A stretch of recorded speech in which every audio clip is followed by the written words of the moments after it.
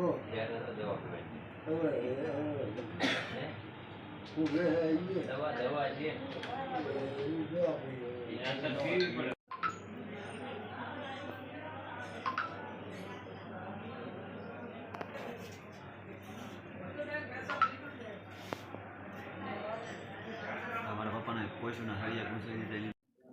નામ ચૌહાણ અજય પ્રવીણભાઈ છે.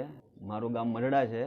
અને બનાવ બન્યો તો એવો કે મારા ઘરે મારા પપ્પા, મારા મમ્મી અને મારો ભાઈ એક રૂમમાં સૂતેલા અને હું બીજા રૂમમાં મારી વાઈફની જોડે હતો. 12 થી 13 આવેલા અને તીક્ષ્ણ હથિયારો હતો એની પાસે, પાઇપો લોખંડની, પછી કોઈસું હતી, ઘણા બધા હથિયારો હતા.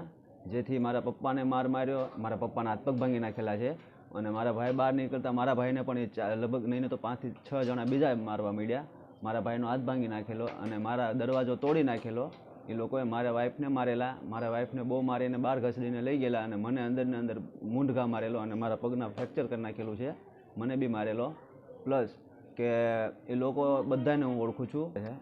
એ લોકો બધા એની પાસે પોલીસના દંડા બી હતા જે એમને ખૂબ માર્યા છે. મારા પપ્પાના હાથ પગ ભાંગી નાખ્યા, મારા ભાઈનો હાથ ભાંગીને એનો મોબાઈલ જપ્ત કરીને, પ્લસ કે કંઈક મને માર્યું છે. બધું આવી રીતના બધા હથિયારો લઈને આવેલા. કારણ એ છે કે મારા વાઈફ, મેં મેરેજ કરેલા, કોર્ટ મેરેજ કરેલા છે વડોદરા સિટીમાં.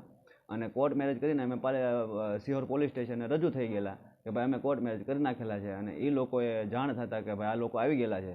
અમે મેરેજ કર્યા છે 19/12/2024 રોજ કરેલા છે.